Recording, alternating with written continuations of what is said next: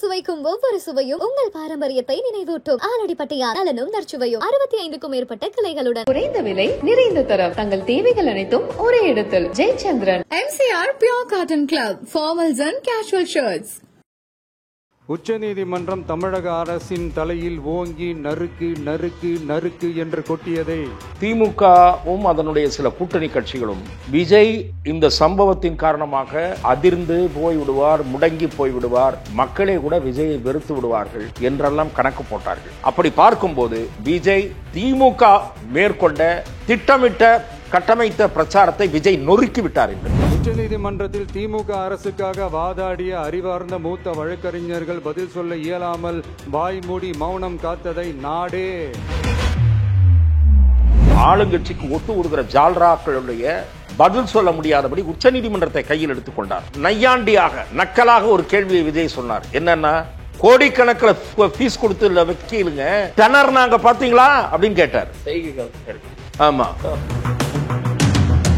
எம்ஜிஆர் வழியில் விஜய் விஜய் திரும்பவும் ஆக்டிவாக செயல்படுவார், சுணங்க விட மாட்டார், முடங்கி விட மாட்டார் என்பதை அவருடைய பேச்சு இன்றைக்கு உணர்த்தி இருக்கிறது. 2026 ரெண்டு பேருக்கு நடுவுலதான் போட்டியே. ஒண்ணு இன்னொன்னு இப்போ விஜய் அவர்கள் தான் முதல்வர் வேட்பாளர் அப்படின்ற ஒரு நிலை அப்படின்றத எப்படி தமிழக வெற்றி கழக தலைமையில் தான் கூட்டணி, முதலமைச்சர் வேட்பாளர் விஜய் தான் என்று ஏற்கனவே ஒரு முறை தீர்மானம் நிறைவேற்றப்பட்டது. இன்றைக்கு நிறைவேற்றப்பட்டது இரண்டாவது முறை. முதலில் இந்த முடிவு காரணமாக ஏமாற்றம் அடையக்கூடிய கட்சி ஒன்று இருக்குமானால் அது அதிமுக தான், பாரதிய ஜனதா அல்ல. ஆசையை எடப்பாடி பழனிசாமியை வெளிப்படுத்தினார். என்னன்னு சொன்னாரு, ஒரு பெரிய கட்சி தங்களிடம் வரப்போகிறார். அப்ப அதிமுக ஜூனியர் கட்சியா, சிறிய கட்சியா? ஆக அவர் அவ்வளவு எதிர்பார்த்தார், விஜய் வந்து விட மாட்டாரா என்று எதிர்பார்த்தார். 4 பேர் கொடி அசைச்ச உடனே பாத்தீங்களா பிள்ளையார் சொல்லி போட்டாங்கன்னாரு. ஒரு சுழியும் போடலன்னு இப்ப காமிச்சிட்டாங்க. ஒன்னும் நடக்கல. டாடா பாய் பாய். அப்ப 3வது விஜய் அவர்கள் தலைமையில உதிரி கட்சிகள் மற்ற கட்சிகள்லாம் சேர்ந்து ஒரு கூட்டணி உருவானா இது இன்னொரு மக்கள் நல கூட்டணி போல ஆயிரும் அப்படின்ற ஒரு கருத்தையும் பேச விஜய் பக்கம் சில கட்சிகள் சேர்ந்து விட்டால் யாருக்கும் மெஜாரிட்டி கிடைக்காத சூழல் கூட உருவாக்கலாம். ஆகவே திமுக வீழ்த்தப்பட முடியாத கட்சி எல்லாம் இல்லை, பல முறை வீழ்த்தப்பட்ட கட்சி. கலாட்டா நேயர்களுக்கு வணக்கம். நான் சரவண ராம்குமார். இன்று நம்மோடு மூத்த பத்திரிகையாளர் திரு துக்ளக் ரமேஷ் அவர்கள் இணைஞ்சிருக்காரு. அவர்கிட்ட தான் பேசுறதா இருக்கும், பேசலாம். சார் வணக்கம். வணக்கம் சார். ஒரு பெரிய மௌனத்திற்கு பிறகான ஒரு பேச்சு, குறிப்பாக கரூர் துயர சம்பவத்திற்கு பிறகான இன்றைய பொதுக்குழு தாவேகாவினுடையது. அதுல விஜய் அவர்களுடைய பேச்சு அப்படின்றது நிறைய அர்த்தம் பொதிந்ததா இருக்கு அப்படின்ற விதத்தில் நிறைய பேசுறாங்க. முதல்ல நான் கேட்க விரும்புகிற கேள்வி அப்படின்றது, கரூர் அமைதிக்கு பிறகான இந்த ஒரு தொடக்கம் அப்படின்றது இன்னும் விரைவாக இருக்குமா, இல்லை இன்னும் ஒரு நிதான போக்கோட போவாங்கன்னு பாக்குறீங்க? முதலில் கரூரில் நிகழ்ந்த பெரும் துயரத்தில் பல பேர், சுமார் 40 பேர் உயிரிழப்பதற்கு காரணமாக எந்த சம்பவம் ஏன் நிகழ்ந்தது அல்லது எதனால் அந்த துயரம் நிகழ்ந்தது என்பது குறித்து அப்போதிலிருந்து விவாதம் தொடங்கியது.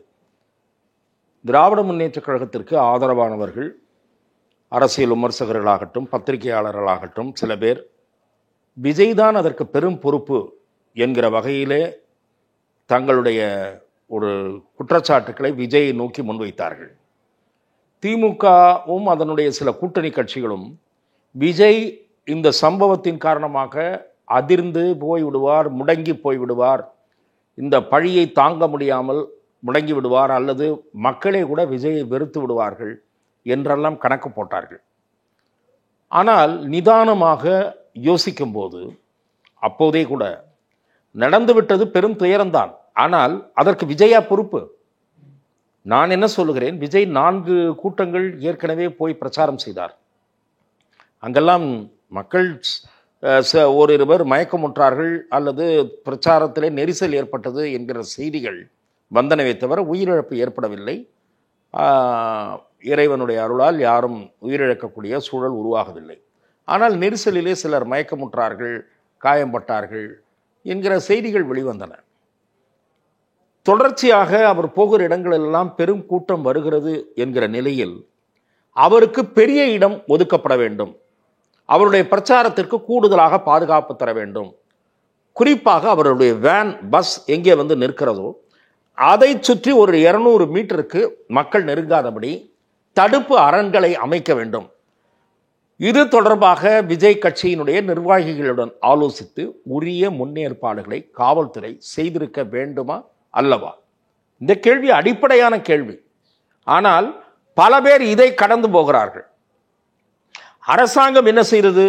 ஒரு நபர் ஆணையத்தை அவசர கதியில் அன்று இரவே அறிவித்தது. ஒரு நபர் ஆணையம் அறிவிக்கும் போது டேர்ம்ஸ் அண்ட் ரெஃபரன்சஸ், எந்தெந்த விஷயங்களை விசாரிக்க வேண்டும் என்று சாதாரணமாக வகுப்பார்கள். அப்படி எந்த விதமான டேர்ம்ஸ் அண்ட் ரெஃபரன்ஸ் கொடுக்கப்படாமல் மொட்டையாக ஆணையம் என்று ஒரு அறிவிப்பை அரசாங்கம் வெளியிட்டது. அவசர கதியில் உடல்கள் போஸ்ட்மார்ட்டம் செய்யப்பட்டன.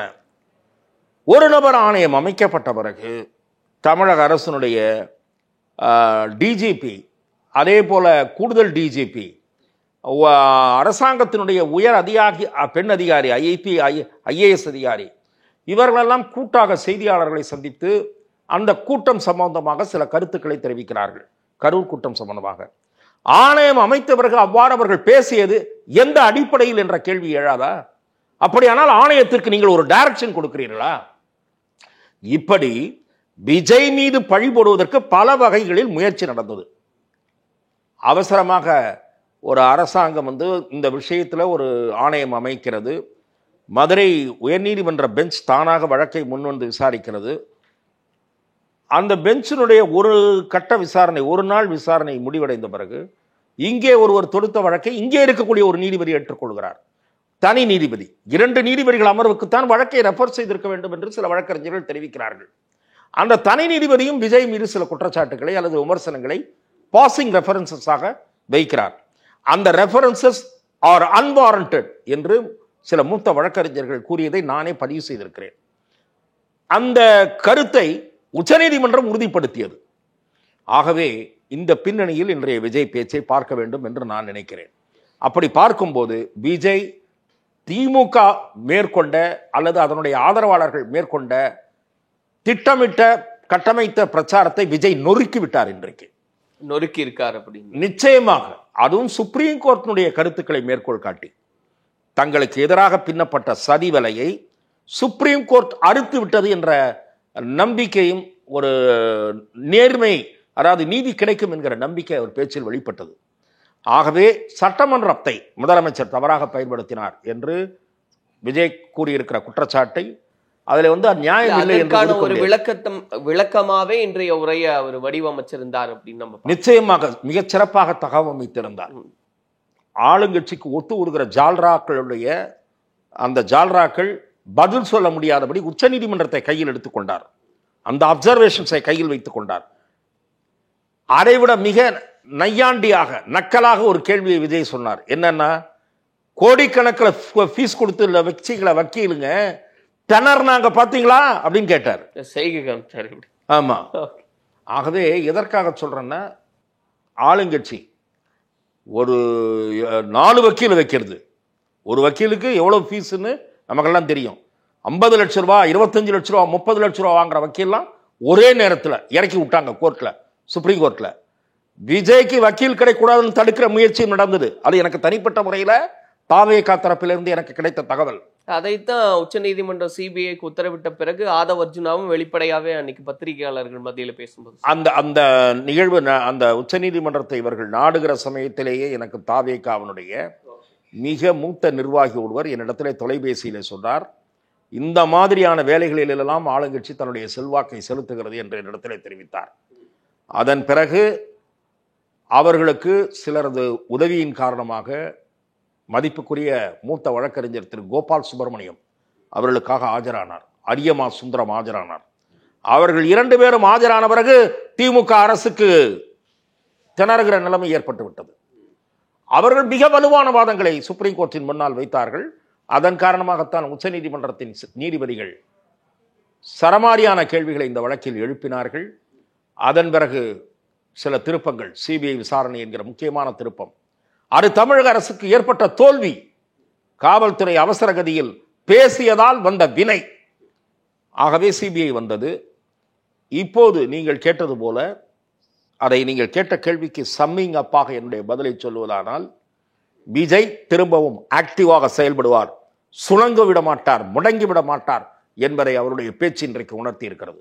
விஜய் அவர்கள் மேல வச்ச விமர்சனம் அப்படின்றது ஒரு ஆழமான அரசியல் பார்வையில ஒரு மேம்போக்காக பேசுறாருன்னு. ஆனா இன்னைக்கு இந்த நிகழ்வுக்கு அரசாங்கம் எடுத்த முயற்சி இதையெல்லாம் சுட்டிக்காட்டி ஒரு ஒரு பிசிறில்லாத பேச்சா அமைஞ்சது அப்படின்றது பாக்குறோம் சார். இது இன்னும் அவருக்கு இந்த கரூர் சம்பவம் எவ்வளவு பெரிய புரிதலை உண்டு செஞ்சிருக்கும், இதன் பிறகு எவ்வளவு பெரிய வேகத்தை அவருக்கு கொடுக்கும்னு பாக்க. நிச்சயமாக நீங்கள் சரியாக குறிப்பிட்டீர்கள். இன்றைய பேச்சு, அவருடைய பேச்சு மிக கவனமாக கட்டமைக்கப்பட்ட ஒரு பேச்சு என்று நான் பார்க்கிறேன். மிக நேர்த்தியான பேச்சு. அந்த கொஞ்சம் விளையாட்டுத்தனத்தை கைவிட்டு விட்டு கொஞ்சம் சீரியஸாக திரும்பி இருக்கிறார். இந்த அங்கிள் ப்ரோலாம் இனிமேல் அவர் பேசாமல் இருப்பது தான் நல்லது. இது ஒரு கவனமான பேச்சு. நிதானமாக சிந்தித்து வார்த்தைகளை தேர்ந்தெடுத்து அவர் இன்றைக்கு பேசியிருக்கிறார். அதே போல் திராவிட முன்னேற்ற கழகத்தை தோலிருக்கிற வகையில் நீங்கள் 1972 69 இந்த கட்சி எப்படி செயல்படுகிறது, சொல்லப்போனால் எம்ஜிஆர் அவர்களுடைய நீக்கத்திற்கு பிறகு 72 இந்த கட்சி நீங்கள் இப்படித்தானே ரொம்ப தெளிவா அண்ணா அவர்களையும் கோட் பண்ணி எம்ஜிஆர் அவர்களையும் கோட் பண்ணி 69 72 பிரித்து கரெக்டா அதை பிரித்து பேசியிருக்கிறார். அதே போல மக்கள் திலகம் எம்ஜிஆர் அவர்களை மையப்படுத்தி இனி அவரது அரசியல் பயணம் இருக்கும் என்கிற வகையிலே அவருடைய பேச்சில் சமிக்ஞை கிடைத்திருக்கிறது. எம்ஜிஆர் வழியில் விஜய் என்று நீங்கள் குறிப்பிடக்கூடிய அளவுக்கு எம்ஜிஆரை முன்னிறுத்தி திரு விஜய் அரசியல் செய்தால் மிக நிச்சயமாக அதிமுக ஆதரவு வாக்காளர்கள் பார்வையும் விஜய் பக்கம் திரும்பும். அந்த கணக்கும் அவருடைய பேச்சில் இருந்து வெளிப்பட்டிருப்பதாக நான் பார்க்கிறேன். சட்டமன்றத்தில் முதலமைச்சர் அவர்கள் ஒரு நீண்ட நெடிய விளக்கத்தை முன் வச்சிருந்தார். சம்பவம் எப்படி நடந்தது அப்படின்றதையே சட்டமன்றத்தில் விளக்கி இருந்தார். அது குறித்து விஜய் அவர்கள் அதை பத்தி பேசும்போது ஒரு ஆட்சி அதிகாரத்தினுடைய மயக்கத்துல இவங்க அதை பேசியிருக்காங்கன்னு ஒரு குற்றச்சாட்டை முன் வச்சார் இல்லையா, அதை எப்படி பாக்குறீங்க? இல்லை, பொதுவாக சட்டமன்றத்திலே அன்றைக்கு திராவிட முன்னேற்ற கழகத்திற்கு ஆதரவான நிலைப்பாட்டு எடுத்து விஜயை விமர்சிக்க வேண்டும் என்பதில்தான் பல கட்சிகள், உதிரி கட்சிகள் ஆர்வம் காட்டினார்கள். அப்படி பேசுவதன் மூலம் திமுகவை திருப்திப்படுத்த முடியும், தேர்தலில் தங்களுடைய இருப்பை உறுதிப்படுத்திக் கொள்ளலாம், அந்த அணியிலே இருப்பை உறுதிப்படுத்திக் கொள்ளலாம் என்கிற வகையிலே தான் அவர்களுடைய பேச்சு அமைந்தது. அவ்வாறு இருக்கக்கூடாது, துரதிர்ஷ்டவசமாக அப்படித்தான் பேசினார்கள். விஜய் அதை இப்போது கடந்து செல்வதற்கும் இந்த மாதிரியான பிரச்சாரத்தை எதிர்கொள்வதற்கும் தயாராகிவிட்டார் என்பதைத்தான் இன்றைய அவரது செயல்பாடு நமக்கு உணர்த்தியது. இந்த தாவேக்காவினுடைய இந்த ஒட்டுமொத்த கூட்டத்தினுடைய சாராம்சம் அப்படின்னு பார்க்கும்போது சார், கரூருக்கு நாங்க வர்றதுக்கு பயந்தமா, ஓடிட்டாங்கன்னு ஒரு பிம்பமானது கட்டமைக்கப்பட்டுச்சு, அதெல்லாம் கிடையாது அப்படின்றதையும் இன்னைக்கு அடிச்சு அதை நொறுக்கி இருக்காங்கன்னு பாக்குறோம். அதை எப்படி பாக்குறீங்க சார்? இல்ல, கரூருக்கு அவர் போயிருக்க வேண்டும் என்பதுதான் என்னுடைய பார்வை. 10 நாளோ 15 நாளோ கழித்து போயிருக்க வேண்டும். ஆனால் அவர் தரப்பிலிருந்து கூறப்பட்ட கருத்து என்பது மிக முக்கியமான கருத்து. என்னன்னா, காவல்துறை விஜய்க்கு அனுமதி தரவில்லை, விஜய் பாதிக்கப்பட்ட குடும்பங்களை சந்திக்க விரும்பினார், காவல்துறை அனுமதி தரவில்லை என்று விஜய் தரப்பு கூறுகிறது. அந்த கருத்து இதுவரை அரசு தரப்பால் மறுக்கப்படவில்லை. அப்படி காவல்துறை அவருக்கு அனுமதி மறுத்திருந்தால் ஏதாவது காரணம் கூறி அந்த அனுமதி மறுப்பு என்பது சட்டவிரோதமானது. காவல்துறை அவருக்கு அனுமதி அளித்திருக்க வேண்டும். அதே போல இதை கூறுகிற அதே நேரத்தில் காவல்துறை அவ்வாறு அனுமதி மறுத்ததை எதிர்த்து திரு விஜய் அவர்கள் நீதிமன்றத்திற்கு சென்றிருக்க வேண்டும். அவருக்கு கிடைத்த அந்த வாய்ப்பை அவர் தவறவிட்டு விட்டார் என்பது என்னுடைய பார்வை. அது செஞ்சிருக்கணும்.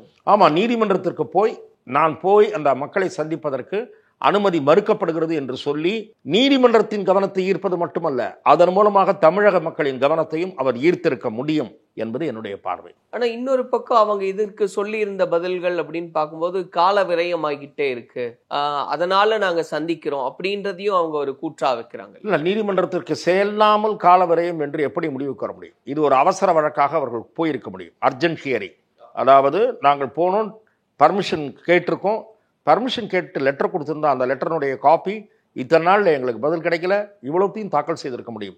அதில் முழுமையாக என்ன நடந்தது என்று தெரியாமல் நான் ஃபர்தராக இது குறித்து பேச விரும்பவில்லை. இப்போ மக்களோட பல்ஸை புரிஞ்சுதான் நான் பேசுறேன் அப்படின்னு ஒரு விஷயத்த விஜய் அவர்கள் பேசும்போது சொன்னார். ஏன்னா உச்ச நீதிமன்றம் என்ன சொல்லுச்சோ அதை கோட் பண்ணி பேசும்போது இதையெல்லாம் மக்கள் கேள்வி கேட்க மாட்டாங்களா, அதை மறந்துட்டீங்களா அப்படின்ற விதத்தில் இருந்த கேள்வி. அப்ப மக்களினுடைய அந்த உணர்வுகளை புரிஞ்சுக்கிட்டு தான் அந்த ஒரு பேச்சை தயாரிச்சிருக்கார் அப்படின்னு புரிஞ்சுக்க. இல்ல, நிச்சயமாக மக்கள் மத்தியில் பல சந்தேகங்கள் எழுந்தன. அந்த சம்பவம் தொடர்பாக விஜய் மீதும் விமர்சனம் இருந்தாலும் விஜய் தாமதமாக வந்தார். அதன் காரணமாக கூட்டம் ஸ்வெல் ஆகிவிட்டது.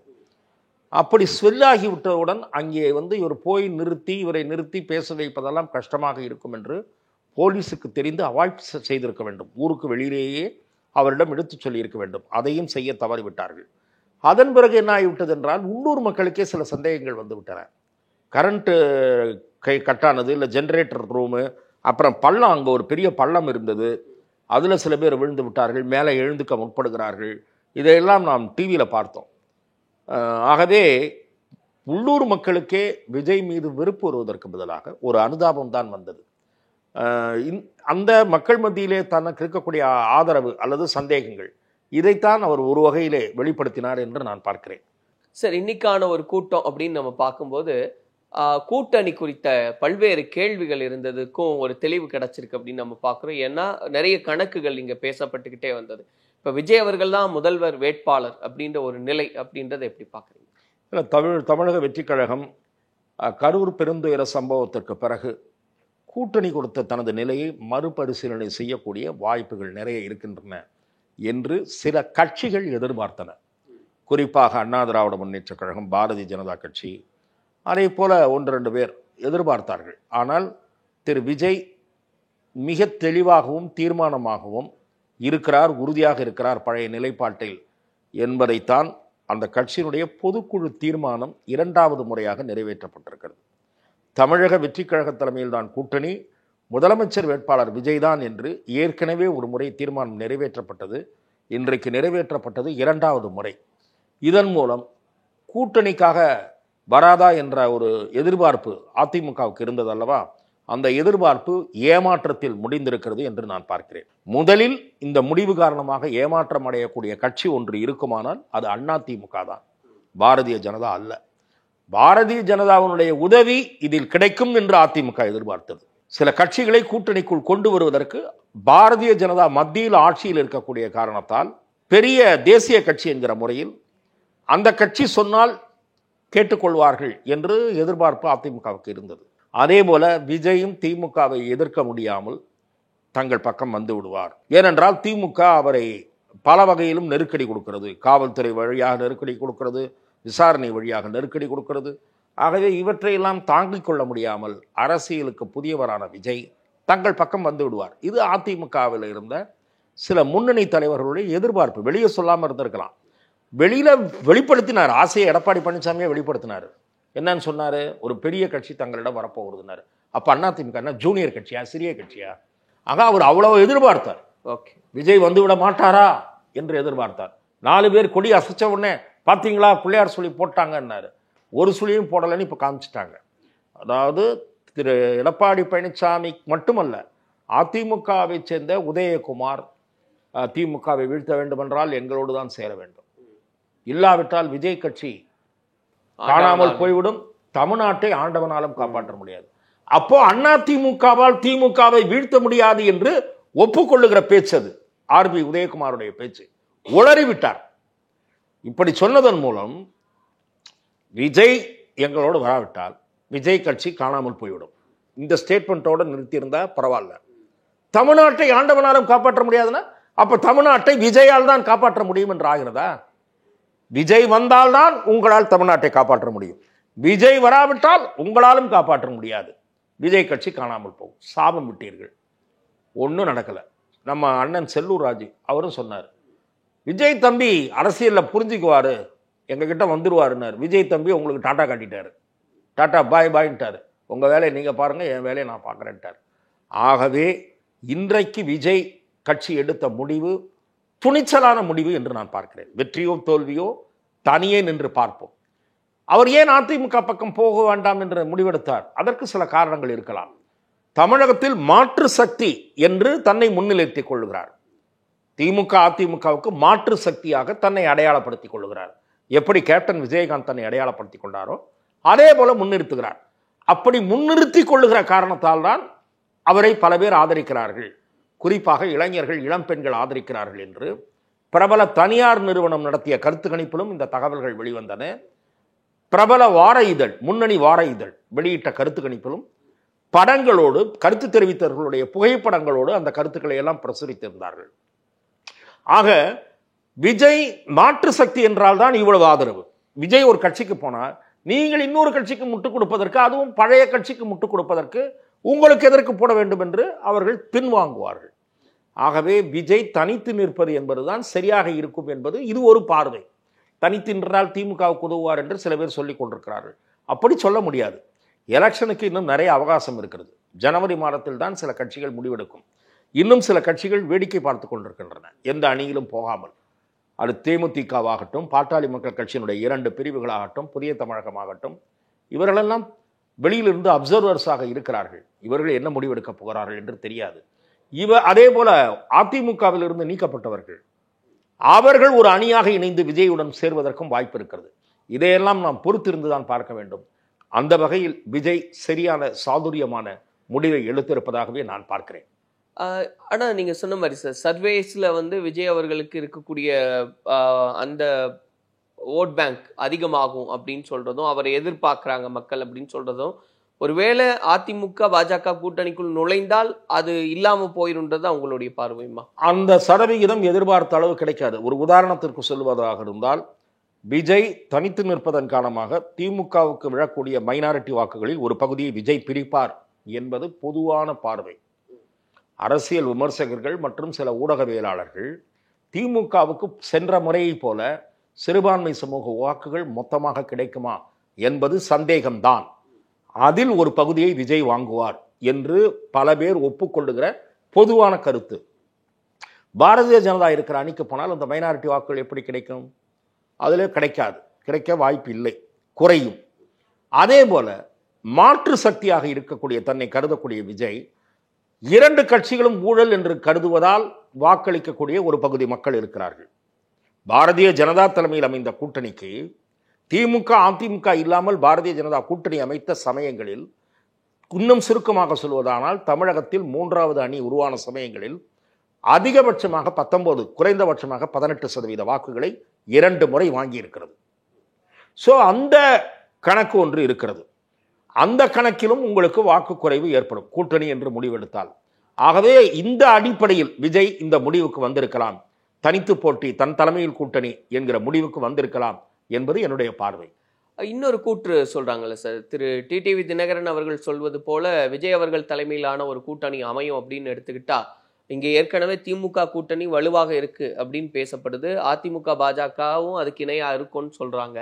அப்போ 3வது விஜய் அவர்கள் தலைமையில உதிரி கட்சிகள் மற்ற கட்சிகள்லாம் சேர்ந்து ஒரு கூட்டணி உருவானா இது இன்னொரு மக்கள் நல கூட்டணி போல ஆயிரும் அப்படின்ற ஒரு கருத்தையும் பேசுறாங்க. இல்லை, அது எப்படிப்பட்ட கூட்டணிகள் இறுதி வடிவம் பெறப்போகின்றன என்பதை பொறுத்து. 2வது, இப்போது இருக்கக்கூடிய எதிர்க்கட்சி, பிரதான எதிர்க்கட்சி அதிமுக, அதற்கு ஒரு பெரிய பாரம்பரியம் உண்டு, தனியாக வாக்கு வங்கி உண்டு. ஆனாலும் அதனுடைய தலைவருக்கு வருகிற கூட்டத்தை விட 2-3 மடங்கு அதிகமாக விஜய்க்கு வருகிறது. ஸோ இந்த கூட்டமெல்லாம் ஆதரவாக மாறுகிறதா என்பதை பார்க்க வேண்டும். 2வது, தமிழக மக்கள் இந்த ஆட்சியை வீழ்த்தக்கூடிய வலிமையாக யார் உருவாகி வருகிறார்கள் என்பதையும் கவனித்துதான் வாக்களிப்பார்கள். விஜய் பக்கம் சில கட்சிகள் சேர்ந்து விட்டால் யாருக்கும் மெஜாரிட்டி கிடைக்காத சூழல் கூட உருவாகலாம்.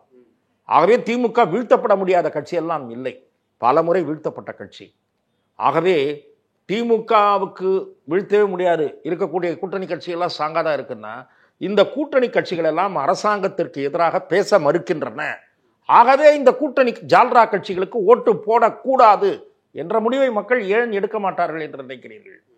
சொத்து வரி உயர்வையோ, பல மடங்கு மின்சார கட்டண உயர்வையோ, நாள்தோறும் சட்டம் ஒழுங்கு மிக மோசமாக இருக்கிற விஷயத்தையோ இந்த கூட்டணி கட்சிகள் கண்டுகொள்ளாமல் ஆட்சிக்கு ஜால்ரா அடித்துக் கொண்டிருக்கின்றன.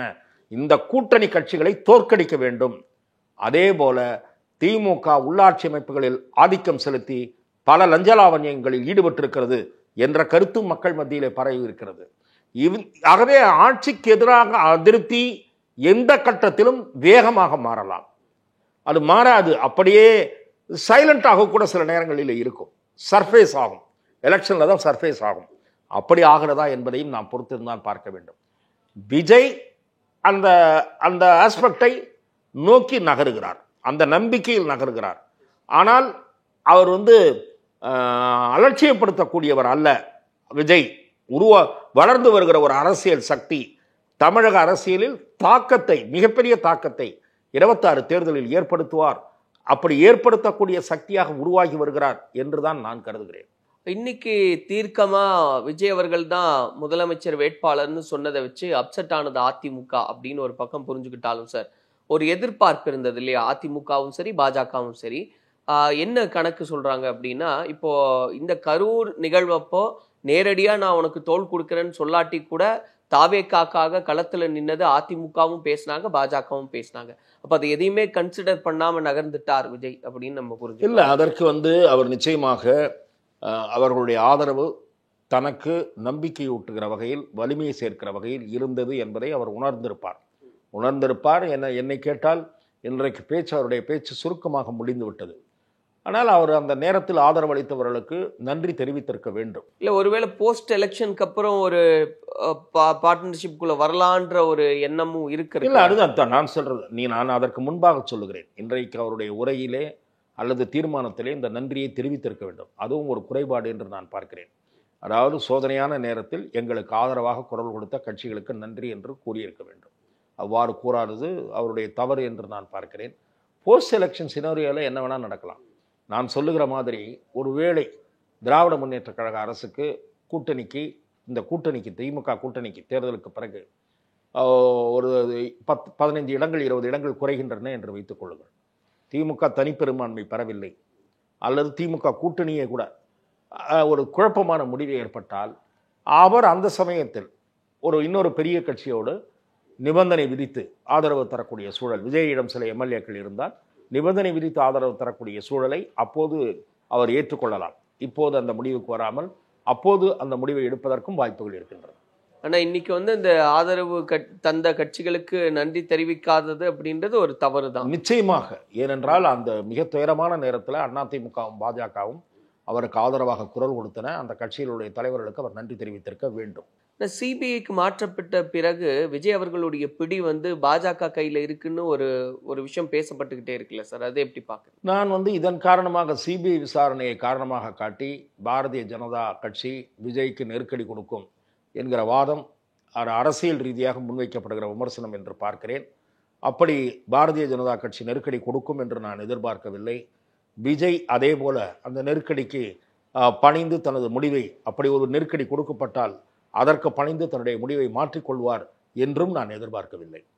நிறைவா ஒரு கேள்வி சார், இப்போ இந்த கரூர் வரைக்கும் பெரிய ஒரு அமைதி காத்தாங்க. அதன் பிறகு அந்த குடும்பங்களை எல்லாம் சந்திச்சது நிறைய விமர்சனத்துக்கு உள்ளாச்சு, அதை பத்தி பேசினாங்க. ஆனா அதன் பிறகு ஒவ்வொரு அறிவிப்பும், ஒரு குழு அமைக்கிறதா இருந்தாலும் சரி, பொதுக்குழு கூட்டுறதாக இருந்தாலும் சரி, நெல் கொள்முதல் குறித்து பேசுறதா இருந்தாலும் சரி, எஸ்ஐஆர் அப்படின்னு அடுத்தடுத்து ரொம்பவே வேகம் எடுக்கிறாங்க.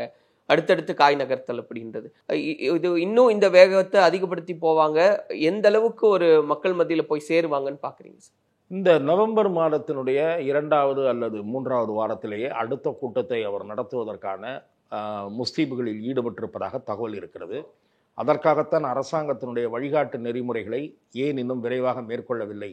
அரசாங்கம் இந்த பொதுக்கூட்டங்கள் நடத்துவது சம்பந்தமான வழிகாட்டு நெறிமுறைகளை வகுத்து கோர்ட்டுக்கு தெரிவிக்க வேண்டும் அல்லது அதை வெளியிட வேண்டும் கோர்ட் ஒப்புதலுடன். அந்த முடிவுக்காக விஜய் காத்திருக்கிறார் என்று கூறப்படுகிறது. ஆகவே நவம்பர் இறுதியில் இல்லை என்றாலும் டிசம்பரில் அவர் மீண்டும் மக்களை சந்திப்பார் என்றுதான் தகவல் வருகிறது. ஆகவே அவரது அரசியல் நகர்வுகள் திட்டமிட்டபடி அவர் தன்னுடைய பயணத்தை தொடருவார் என்று அந்த கட்சியினுடைய முன்னணி தலைவர்கள் 1-2 பேர் தனிப்பட்ட முறையில் உரையாடும் போது தெரிவிக்கிறார்கள். அது குறித்து நாம் பொறுத்திருந்துதான் பார்க்க வேண்டும். ஆனால் உங்களுடைய பார்வையில் இந்த தேர்தல் பிரச்சார வடிவம் எப்படி இருக்கும்னு நினைக்கிறீங்க? ஏன்னா இப்ப நடந்ததுல ஒரு பெரிய துயர் ஏற்பட்டு இல்லை, அவர் திராவிட முன்னேற்ற கழக ஆட்சியினுடைய குறைபாடுகள், அதன் மீதான விமர்சனங்கள், குற்றச்சாட்டுகள் இவை குறித்து தொடர்ந்து கூர்மைப்படுத்தி விமர்சனம் செய்து அவர் ஒரு பாப்புலரான நடிகராக இருக்கக்கூடிய காரணத்தால் மற்ற கட்சிகளை விட அவருக்கு கூடுதலாக கவரேஜ், மீடியா கவரேஜ் என்பது அவருக்கு கிடைக்கும். அது ஒரு ஆடட் அட்வான்டேஜ் என்று நான் பார்க்கிறேன். ஆனால் சில சந்தர்ப்பங்களில் அந்த மீடியா எப்பவுமே ஃபோக்கஸில் வச்சிருக்குன்றதையும் அதீதமாக நம்புறார் விஜய் அப்படின்னு சொல்றாங்க. நான் அப்படி நினைக்கவில்லை. திரு விஜய் அப்படி ஃபோக்கஸில் வைத்திருக்க வேண்டும் என்று கருதினால் அடிக்கடி செய்தியாளர்களை சந்திக்க வேண்டும் அல்லது அவரது கட்சியின் சார்பில் யாராவது பேச வேண்டும். அப்படி எதுவும் நடப்பதாக தெரியவில்லை. மீடியா கவரேஜ், அது தவிர ஆக்டிவான செயல்பாடு, கூர்மையான விமர்சனம் என்கிற வகையில் மக்கள் கவனத்தை ஈர்த்து செயல்பட்டு வந்தவர் திரு அண்ணாமலை. அவரை பாரதிய ஜனதா கட்சி சரியாக பயன்படுத்தி கொள்ளவில்லை. அதுதான் சரியான ஒரு மையப்புள்ளியில் தங்களை நிலைநிறுத்தியது கொள்வதற்கான அடையாளம். திரு விஜய் பெரிய பாப்புலராக இருக்கிற காரணத்தினால் அதை தினசரி செய்ய வேண்டிய அவசியம் இல்லை என்று நினைக்கிறார் போல் இருக்கிறது. அண்ட் ஃபைனலா சார், இந்த முறையும் அழுத்தமாக விஜய் அவர்கள் பதிவு செஞ்சது, இப்பவும் சொல்ற 26ல திமுகவா இல்ல டிவிகேவா இப்படிதான் இருக்கு களம் அப்படின்னு அழுத்தமாவே பதிவு செஞ்சார். அப்படிதான் இருக்கா களம்? அதிமுக அதை ஏற்கவில்லை. பிரதான எதிர்க்கட்சி அதிமுக தான். என்ன இருந்தாலும் களம் அதிமுக வர்சஸ் திமுக என்றுதான் இருக்கும் என்று அவர்கள் கூறுகிறார்கள். நாம் பொறுத்திருந்துதான் பார்க்க வேண்டும். தாவேகாவுடன் சேரப்போகிற கட்சிகள் எவை, அல்லது விஜயினுடைய பிரச்சார நகர்வு எவ்வாறு இருக்க போகிறது, விஜய் மக்களுடைய கவனத்தை எந்த அளவுக்கு தொடர்ந்து அதிக அளவில் ஈர்க்கப் போகிறார் என்பதை பொறுத்துதான் களம் என்னவாக இருக்கும் என்று நாம் சொல்ல முடியும். அது ஜனவரி மாத வாக்கில் தான் தெரியும், ஜனவரி பிப்ரவரியில். ஆனால் அவர் ஒரு மைய சக்தியாக உருவெடுத்திருக்கிறார் என்பது மறுக்க முடியாத உண்மை. அரசியலை தீர்மானிக்கக்கூடிய சக்தியா இருக்கார். 2026 தேர்தல் முடிவுகளை தீர்மானிக்கக்கூடிய சக்தியாக இருப்பார். ஆனா இன்னைக்கு களம் அதிமுக திமுக தான். இல்லை, நான் அப்படி சொல்லவில்லை. இப்போது களம் திமுக அதிமுக வர்சஸ் தாவேகா என்று திரும்பி இருக்கிறது என்றுதான் நான் பார்க்கிறேன். ஒரே ஒரு கேள்வி மட்டும் சார், நாம் தமிழரின் நிலை என்னவா இருக்கு, என்னவா இருக்கும்? நாம் தமிழர் கட்சி அண்மை காலமாக திராவிட முன்னேற்ற கழக அரசை கூர்மையாக விமர்சிப்பதை விட தமிழக வெற்றி கழகத்தின் போக்குகளை விமர்சிப்பது என்பது எனக்கு வியப்பளிக்கிறது. இதன் காரணமாக திரு சீமான் அவர்களே விமர்சனத்துக்குள்ளாகி இருக்கிறார். திமுகவுக்கு உதவுகிற வகையில் செயல்படுகிறாரா என்ற விமர்சனத்துக்குள்ளாகி இருக்கிறார். இது துரதிருஷ்டவசமான போக்கு. 2 அரசியல் கட்சிகளையும் பெரிய கட்சிகளையும் விமர்சித்து வந்த திரு சீமான் அவர்கள் திடீரென்று தாவேகா பக்கம் திரும்பியது என்பது அவருடைய அரசியலில் வியப்பை ஏற்படுத்தி இருக்கக்கூடிய ஒரு நகர்வு என்று நான் பார்க்கிறேன்.